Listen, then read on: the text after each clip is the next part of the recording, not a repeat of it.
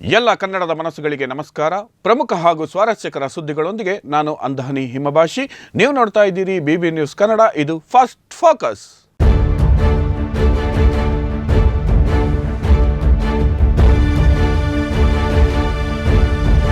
ಮೊದಲಿಗೆ first focus ಸುದ್ದಿಯ ಮುಖ್ಯಾಂಶಗಳು. ವಾಲ್ಮೀಕಿ ನಿಗಮ ಹಗರಣ, ಮಾಜಿ ಸಚಿವ ಬಿ ನಾಗೇಂದ್ರಗೆ ನಿರೀಕ್ಷಣಾ ಜಾಮೀನು. ಶಬರಿಮಲೆ ಚಿನ್ನ ಕಳವು ಪ್ರಕರಣ, ಟಿಡಿಬಿ ಮಾಜಿ ಸದಸ್ಯ ಶಂಕರ್ ದಾಸ್ ಬಂಧನ. ಮಾಂಜಾಧಾರಕ್ಕೆ ಬಲಿಯಾದ ತಂದೆ, ಮಗಳನ್ನು ಕರೆತರಲು ಹೋಗುತ್ತಿದ್ದಾಗ ದುರಂತ. ಬೆಂಗಳೂರಿನಲ್ಲಿ ರೌಡಿ ಶೀಟರ್ ಬರ್ಬರ ಹತ್ಯೆ, ಹಳೆ ದ್ವೇಷಕ್ಕೆ ಹರಿದ ನೆತ್ತರು. ಬಿಗ್ ಬಾಸ್ ಸೀಸನ್ 12 ಫಿನಾಲೆ ಹೊತ್ತಲ್ಲೇ ಧ್ರುವಂತ್ ಮನೆಯಿಂದ ಹೊರಕ್ಕೆ. ಇದೀಗ ಫಸ್ಟ್ ಫೋಕಸ್ ವಾರ್ತೆಯ ವಿವರಗಳು. ವಾಲ್ಮೀಕಿ ನಿಗಮ ಹಗರಣ, ಮಾಜಿ ಸಚಿವ ಬಿ ನಾಗೇಂದ್ರಗೆ ನಿರೀಕ್ಷಣಾ ಜಾಮೀನು. ರಾಜ್ಯದಲ್ಲಿ ಭಾರೀ ಸಂಚಲನ ಮೂಡಿಸಿದ್ದ ವಾಲ್ಮೀಕಿ ಅಭಿವೃದ್ಧಿ ನಿಗಮದ ಬಹುಕೋಟಿ ಹಗರಣಕ್ಕೆ ಸಂಬಂಧಿಸಿದಂತೆ ಮಾಜಿ ಸಚಿವ ಬಿ ನಾಗೇಂದ್ರ ಅವರಿಗೆ ಜನಪ್ರತಿನಿಧಿಗಳ ವಿಶೇಷ ನ್ಯಾಯಾಲಯದಿಂದ ದೊಡ್ಡ ಮಟ್ಟದ ರಿಲೀಫ್ ಸಿಕ್ಕಿದೆ. ಸಿಬಿಐ ತನಿಖೆ ಎದುರಿಸುತ್ತಿರುವ ನಾಗೇಂದ್ರ ಅವರಿಗೆ ಬಂಧನದ ಭೀತಿ ಎದುರಾಗಿತ್ತು. ಹೀಗಾಗಿ ಅವರು ನಿರೀಕ್ಷಣಾ ಜಾಮೀನು ಕೋರಿ ನ್ಯಾಯಾಲಯದ ಮೊರೆ ಹೋಗಿದ್ದರು. ಮಂಗಳವಾರ ಈ ಅರ್ಜಿಯ ವಾದ ಪ್ರತಿವಾದಗಳನ್ನು ಆಲಿಸಿದ್ದ ನ್ಯಾಯಾಧೀಶರಾದ ಸಂತೋಷ್ ಗಜಾನನ ಭಟ್ ಅವರು ಇಂದು ತಮ್ಮ ತೀರ್ಪನ್ನು ಪ್ರಕಟಿಸಿ ಜಾಮೀನು ಮಂಜೂರು ಮಾಡಿದ್ದಾರೆ. ಇದರಿಂದಾಗಿ ಸಿಬಿಐ ಅಧಿಕಾರಿಗಳು ಸದ್ಯಕ್ಕೆ ನಾಗೇಂದ್ರ ಅವರನ್ನು ಬಂಧಿಸುವಂತಿಲ್ಲ. ಆದರೂ ನ್ಯಾಯಾಲಯವು ಕೆಲವು ಕಟ್ಟುನಿಟ್ಟಿನ ಷರತ್ತುಗಳನ್ನು ವಿಧಿಸಿದೆ. ಪ್ರಮುಖವಾಗಿ ತನಿಖಾ ಸಂಸ್ಥೆಗೆ ಪೂರ್ಣ ಪ್ರಮಾಣದ ಸಹಕಾರ ನೀಡಬೇಕು ಮತ್ತು ಈ ಪ್ರಕರಣಕ್ಕೆ ಸಂಬಂಧಿಸಿದ ಯಾವುದೇ ಸಾಕ್ಷ್ಯಗಳನ್ನು ನಾಶಪಡಿಸಲು ಪ್ರಯತ್ನಿಸಬಾರದು ಎಂದು ನ್ಯಾಯಾಲಯ ಎಚ್ಚರಿಕೆ ನೀಡಿದೆ. ಸಿಬಿಐ ಅಧಿಕಾರಿಗಳು ವಿಚಾರಣೆ ನಡೆಸಲು ಮುಕ್ತವಾಗಿದ್ದರೂ ತಕ್ಷಣದ ಬಂಧನದಿಂದ ನಾಗೇಂದ್ರ ಅವರಿಗೆ ತಾತ್ಕಾಲಿಕ ನೆಮ್ಮದಿ ದೊರೆತಂತಾಗಿದೆ.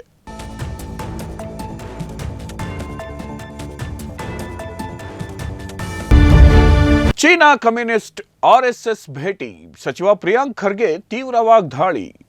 ರಾಷ್ಟ್ರೀಯ ಸ್ವಯಂ ಸೇವಕ ಸಂಘ ಅಥವಾ ಆರ್ಎಸ್ಎಸ್ ವಿರುದ್ಧ ಸಚಿವ ಪ್ರಿಯಾಂಕ್ ಖರ್ಗೆ ಮತ್ತೊಮ್ಮೆ ಗುಡುಗಿದ್ದಾರೆ.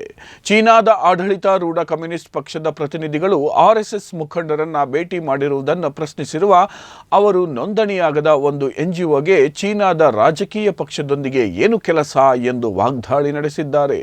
ಈ ಬಗ್ಗೆ ಸಾಮಾಜಿಕ ಜಾಲತಾಣ ಎಕ್ಸ್ನಲ್ಲಿ ಪೋಸ್ಟ್ ಮಾಡಿರುವ ಸಚಿವರು ಚೀನಾ ಪ್ರತಿನಿಧಿಗಳು ಮೊದಲು ಬಿಜೆಪಿಯ ಪ್ರಧಾನ ಕಚೇರಿಗೆ ಮತ್ತು ನಂತರ ದೆಹಲಿಯಲ್ಲಿರುವ ಆರ್ಎಸ್ಎಸ್ ಕಚೇರಿಗೆ ಭೇಟಿ ನೀಡಿರುವುದನ್ನು ಉಲ್ಲೇಖಿಸಿದ್ದಾರೆ. ಆರ್ಎಸ್ಎಸ್ ಸರ್ಕಾರಿ ವಾಹ ದತ್ತಾತ್ರೇಯ ಹೊಸಬಾಳೆ ಅವರೊಂದಿಗೆ ಚೀನಾ ನಿಯೋಗ ನಡೆಸಿದ ಮಾತುಕತೆಯ ಉದ್ದೇಶವೇನು ಎಂದು ಅವರು ಪ್ರಶ್ನಿಸಿದ್ದಾರೆ. ಈ ಘಟನೆಯನ್ನು ನೋಡಿದರೆ ಕೇಂದ್ರ ಸರ್ಕಾರವನ್ನು ನಿಜವಾಗಿಯೂ ಯಾರು ಮುನ್ನಡೆಸುತ್ತಿದ್ದಾರೆ ಎಂಬುದು ಈಗ ಸ್ಪಷ್ಟವಾಗುತ್ತಿದೆ ಎಂದು ಅವರು ಲೇವಡಿ ಮಾಡಿದ್ದಾರೆ. ಗಡಿಭಾಗದಲ್ಲಿ ಚೀನಾದ ಹಸ್ತಕ್ಷೇಪ ನಿರಂತರವಾಗಿದ್ದರೂ ಕೇಂದ್ರ ಸರ್ಕಾರ ಮೌನವಾಗಿದೆ ಎಂದು ಟೀಕಿಸಿರುವ ಖರ್ಗೆ, ಕೇಂದ್ರದ ಕೆಂಗಣ್ಣಿನ ನೀತಿ ಈಗ ಕೆಂಪು ಹಾಸಿನ ನೀತಿಯಾಗಿ ಬದಲಾಗಿದೆ ಎಂದು ಆಕ್ಷೇಪ ವ್ಯಕ್ತಪಡಿಸಿದ್ದಾರೆ. ವಿದೇಶಾಂಗ ನೀತಿಯ ಹೆಸರಿನಲ್ಲಿ ಸರ್ಕಾರ ಸರ್ಕಸ್ ನಡೆಸುತ್ತಿದೆ ಎಂದು ಕಿಡಿಕಾರಿರುವ ಸಚಿವರ ಈ ಹೇಳಿಕೆ ಈಗ ರಾಜಕೀಯ ವಲಯದಲ್ಲಿ ಭಾರೀ ಚರ್ಚೆಗೆ ಕಾರಣವಾಗಿದೆ.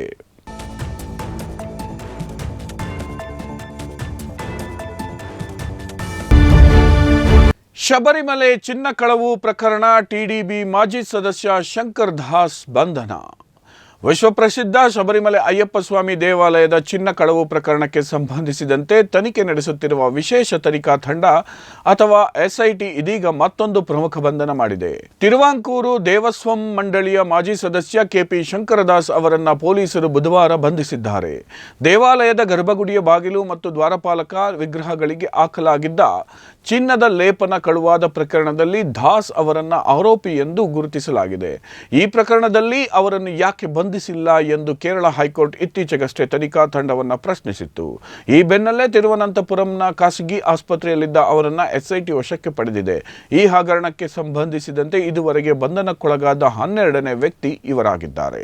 ಇದೇ ಪ್ರಕರಣದಲ್ಲಿ ಕಳೆದ ಕೆಲವು ದಿನಗಳ ಹಿಂದೆಯಷ್ಟೇ ದೇವಾಲಯದ ಪ್ರಧಾನ ಅರ್ಚಕರಾದ ಕಂದರಾರು ರಾಜೀವರು ಅವರನ್ನ ಎಸ್ಐಟಿ ಬಂಧಿಸಿತ್ತು. ಮಂಡಳಿಯ ಮಾಜಿ ಅಧ್ಯಕ್ಷ ಪದ್ಮಕುಮಾರ್ ನೀಡಿದ ಹೇಳಿಕೆ ಆಧಾರದ ಮೇಲೆ ಈ ಕ್ರಮ ಕೈಗೊಳ್ಳಲಾಗಿತ್ತು.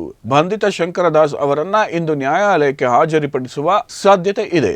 ಒಟ್ಟಾರೆಯಾಗಿ ಅಯ್ಯಪ್ಪನ ಭಕ್ತರಲ್ಲಿ ಆತಂಕ ಮೂಡಿಸಿದ್ದ ಈ ಚಿನ್ನ ಕಳವು ಪ್ರಕರಣದ ತನಿಖೆ ಈಗ ಮತ್ತಷ್ಟು ಚುರುಕುಗೊಂಡಿದೆ.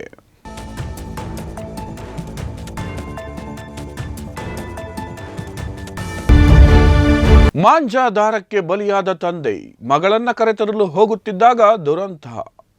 ಗಾಳಿಪಟ ಹಾರಿಸುವ ನಿಷೇಧಿತ ಮಾಂಜಾ ದಾರ ರಾಜ್ಯದಲ್ಲಿ ಮತ್ತೊಂದು ಜೀವವನ್ನು ಬಲಿ ಪಡೆದಿದೆ. ಬೀದರ್ ಜಿಲ್ಲೆಯ ಚಿಟಗುಪ್ಪ ತಾಲೂಕಿನ ತಾಳಮಡಗಿ ಗ್ರಾಮದ ಸೇತುವೆ ಬಳಿ ಬೈಕ್ನಲ್ಲಿ ತೆರಳುತ್ತಿದ್ದ ವ್ಯಕ್ತಿಯ ಕುತ್ತಿಗೆಗೆ ಮಾಂಜಾ ದಾರ ಸಿಲುಕಿ ಕತ್ತು ಸೀಳಿದೆ. ಬೀದರ್ ಜಿಲ್ಲೆಯ ಚಿಟಗುಪ್ಪ ತಾಲೂಕಿನ ತಾಳಮಡಗಿ ಗ್ರಾಮದ ಸೇತುವೆ ಬಳಿ ಬೈಕ್ನಲ್ಲಿ ತೆರಳುತ್ತಿದ್ದ ವ್ಯಕ್ತಿಯ ಕುತ್ತಿಗೆಗೆ ಮಾಂಜಾ ದಾರ ಸಿಲುಕಿ ಕತ್ತು ಸೀಳಿದ ಪರಿಣಾಮ ಅವರು ಸ್ಥಳದಲ್ಲೇ ಮೃತಪಟ್ಟಿದ್ದಾರೆ. ಬೊಂಬಳಗಿ ಗ್ರಾಮದ 48 ವರ್ಷದ ಸಜೀವ್ ಕುಮಾರ್ ಹೊಸಮನಿ ಸಾವನ್ನಪ್ಪಿದ ದುರ್ದೈವಿ. ಸಂಕ್ರಾಂತಿ ಹಬ್ಬದ ಸಂಭ್ರಮದ ನಡುವೆಯೇ ಈ ಕುಟುಂಬದಲ್ಲಿ ಶೋಕದ ಛಾಯೆ ಆವರಿಸಿದೆ. ಹುಮನಾಬಾದ್ ಪಟ್ಟಣದ ವಸತಿ ಶಾಲೆಯಲ್ಲಿದ್ದ ಮಗಳನ್ನು ಹಬ್ಬಕ್ಕಾಗಿ ಮನೆಗೆ ಕರೆತರಲು ಸಂಜೀವ್ ಕುಮಾರ್ ಬೈಕ್ನಲ್ಲಿ ಹೊರಟಿದ್ದರು. ಈ ವೇಳೆ ಹಾರಾಡುತ್ತಿದ್ದ ಗಾಳಿಪಟದ ದಾರ ಕುತ್ತಿಗೆಗೆ ಬಲವಾಗಿ ತಗುಲಿದೆ. ದಾರ ಕುತ್ತಿಗೆಯನ್ನ ಸೀಳುತ್ತಿದ್ದಂತೆಯೇ ಸಂಜೀವ್ ಕುಮಾರ್ ಕೆಳಗೆ ಬಿದ್ದಿದ್ದಾರೆ. ತೀವ್ರ ರಕ್ತಸ್ರಾವವಾಗುತ್ತಿದ್ದರೂ ಧೈರ್ಯಗುಂದದ ಅವರು ಕುತ್ತಿಗೆಗೆ ಬಟ್ಟೆ ಸುತ್ತಿಕೊಂಡು ತಮ್ಮ ಮಕ್ಕಳಿಗೆ ಫೋನ್ ಮಾಡಿ ಮಾಹಿತಿ ನೀಡಲು ಪ್ರಯತ್ನಿಸಿದ್ದಾರೆ. ಸ್ಥಳೀಯರು ರಕ್ತಸ್ರಾವ ನಿಲ್ಲಿಸಲು ಹೋರಾಡಿದ್ದರೂ ಪ್ರಯೋಜನವಾಗಲಿಲ್ಲ. ಈ ಘಟನೆಯಲ್ಲಿ ಆಂಬ್ಯುಲೆನ್ಸ್ ವಿಳಂಬವಾಗಿ ಬಂದಿರುವುದು ಸಾರ್ವಜನಿಕರ ಆಕ್ರೋಶಕ್ಕೆ ಕಾರಣವಾಗಿದೆ.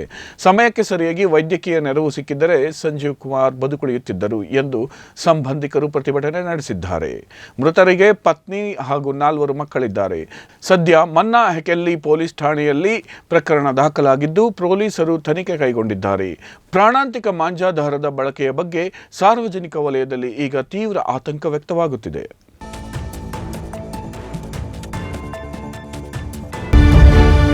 ಬೆಂಗಳೂರಿನಲ್ಲಿ ರೌಡಿ ಶೀಟರ್ ಬರ್ಬರ ಹತ್ಯೆ, ಹಳೆ ದ್ವೇಷಕ್ಕೆ ಹರಿದ ನೆತ್ತರು. ಸಿಲಿಕಾನ್ ಸಿಟಿ ಬೆಂಗಳೂರಿನಲ್ಲಿ ಹಳೆ ದ್ವೇಷದ ಹಿನ್ನೆಲೆಯಲ್ಲಿ ರೌಡಿ ಶೀಟರ್ ಒಬ್ಬನನ್ನ ಅಟ್ಟಾಡಿಸಿ ಕೊಲೆ ಮಾಡಿರುವ ಭೀಕರ ಘಟನೆ ನಡೆದಿದೆ. ಮಂಗಮ್ಮನಪಾಳ್ಯದ ನಿವಾಸಿಯಾದ 28 ವರ್ಷದ ಮೊಹಮ್ಮದ್ ಶಬ್ಬೀರ್ ಎಂಬಾತನೇ ಕೊಲೆಯಾದ ವ್ಯಕ್ತಿ.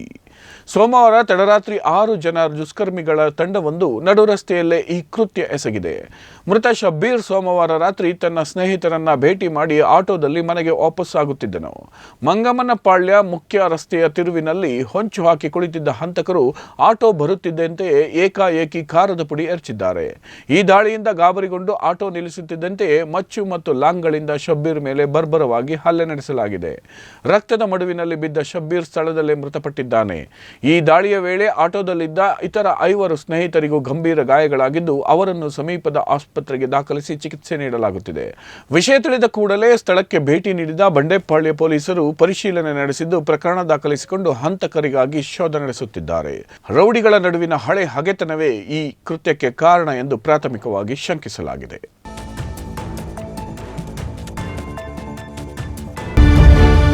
ಭಾರತಕ್ಕೆ ಶಾಕ್ ನೀಡಿದ ಕಿವೀಸ್, 2ನೇ ಪಂದ್ಯದಲ್ಲಿ ನ್ಯೂಜಿಲೆಂಡ್ಗೆ ಗೆಲುವು.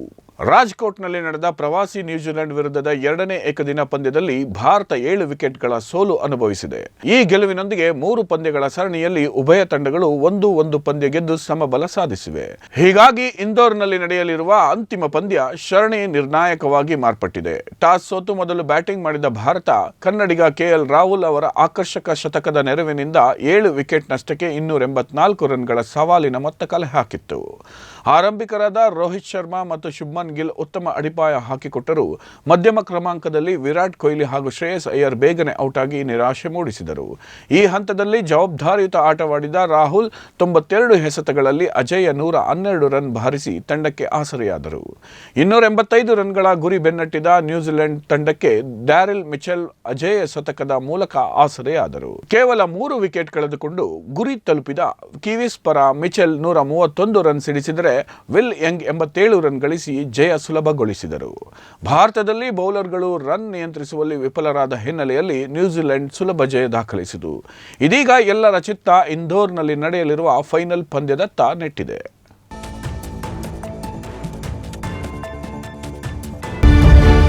ಬಿಗ್ ಬಾಸ್ ಸೀಸನ್ 12 ಫಿನಾಲೆ ಹೊತ್ತಲ್ಲೇ ಧ್ರುವಂತ್ ಮನೆಯಿಂದ ಹೊರಕ್ಕೆ. ಕನ್ನಡದ ಅತಿ ದೊಡ್ಡ reality show big boss season 12 ಇದೀಗ ಅಂತಿಮ ಹಂತಕ್ಕೆ ತಲುಪಿದ್ದು ಈ ವಾರಾಂತ್ಯದಲ್ಲಿ ಗ್ರ್ಯಾಂಡ್ ಫಿನಾಲೆ ನಡೆಯಲಿದೆ. ಇಡೀ ರಾಜ್ಯವೇ ಈ ಬಾರಿಯ ವಿಜೇತ ಯಾರು ಎಂದು ಕುತೂಹಲದಿಂದ ಕಾಯುತ್ತಿರುವ ಬೆನ್ನಲ್ಲೇ ಮನೆಯಿಂದ ಪ್ರಬಲ ಸ್ಪರ್ಧಿ ಧ್ರುವಂತ್ ಅವರು ಮಿಡ್ ವೀಕ್ ಎಲಿಮಿನೇಷನ್ ಮೂಲಕ ಹೊರಬಿದ್ದಿದ್ದಾರೆ. ಕಳೆದ ವಾರವಷ್ಟೇ ಕಿಚ್ಚನ ಚಪ್ಪಾಳೆ ಗಿಟ್ಟಿಸಿಕೊಂಡಿದ್ದ ಧ್ರುವಂತ್ ಮಧ್ಯರಾತ್ರಿ ನಡೆದ ಎಲಿಮಿನೇಷನ್ ಪ್ರಕ್ರಿಯೆಯಲ್ಲಿ ಮನೆಯಿಂದ ವಿದಾಯ ಹೇಳಿದ್ದಾರೆ.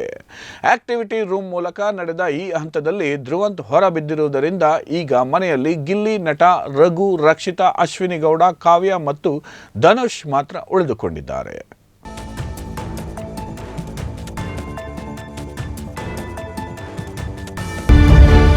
ಇದಾಗಿತ್ತು ಈ ಕ್ಷಣದ ನ್ಯೂಸ್ ಫಸ್ಟ್ ಫೋಕಸ್. ನೈಜ ಹಾಗೂ ತಾಜಾ ಸುದ್ದಿ, ಪ್ರಾಮಾಣಿಕ ವರದಿ, ನಿಷ್ಠುರ ವಿಶ್ಲೇಷಣೆಗಳಿಗಾಗಿ ಸದಾ ಗಮನಿಸಿ BB ನ್ಯೂಸ್ ಕನ್ನಡ. ಇದು ಕನ್ನಡಿಗರ ಪ್ರತಿಧ್ವನಿ.